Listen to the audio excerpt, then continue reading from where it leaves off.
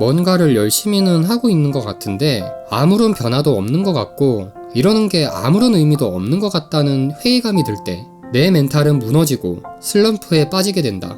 그마저도 하던 노력도 멈추게 되고 의욕이 없어지고 무기력에 빠지게 된다. 그러다 주위를 둘러보면 남들은 열심히 앞을 향해 달려나가고 있는데 나 혼자만 제자리에 엎어진 것 같아 또 스스로를 질책하고 혐오하게 된다. 주위에서는 이런 나에게 포기하지 말라는 말을 참 쉽게 건넨다. 그래, 말은 쉽다. 당연히 포기하면 안 된다는 것도 잘 알고 있다. 하지만 회의감이 들고 앞이 막막할 때는 포기해야 할 이유는 수십 가지가 떠올라도 포기하면 안 되는 이유는 아무리 생각해도 잘 떠오르지 않는다. 단순히 포기하지 마라는 식상한 말 말고 왜 포기하면 안 되는지 나의 마음을 움직일 수 있는 이유를 말해줄 사람은 없을까? 이와 관련된 김연아의 명언이다.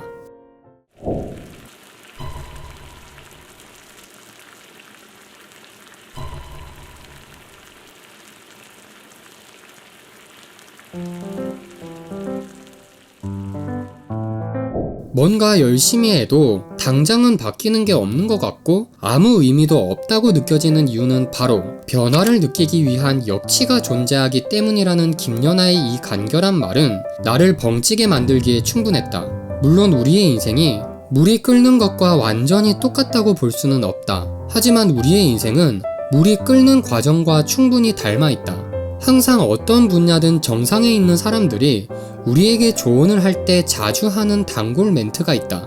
그것은 바로 성장은 결코 직선으로 이루어지는 게 아니라 계단식으로 이루어진다는 것이다.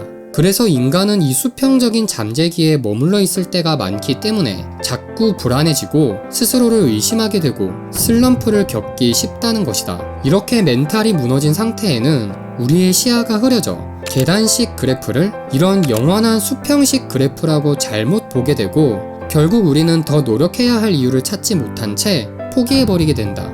스스로 성장을 목표로 두고 있다면 이 계단식 그래프의 원리를 항상 명심하고 있어야 한다. 아무리 99도까지 열을 올려놓았다고 하더라도 마지막 1도가 부족하면 물은 끓지 않는다는 사실을 말이다. 바로 이것이 가장 현실적인 우리가 포기하지 말아야 할 이유이다. 물론 더욱 현실적으로 냉정하게 이 원리를 파고들면 여기서 두 가지 의문이 더 생길 것이다. 첫 번째는 물이 안 끓을 수도 있지 않을까에 대한 의문이고 두 번째는 그 마지막 1도가 언제 채워지는지 어떻게 알 것인가에 대한 의문이다. 먼저 물이 안 끓을 수도 있지 않을까에 대한 의문에 대한 내 개인적인 답은 이러하다.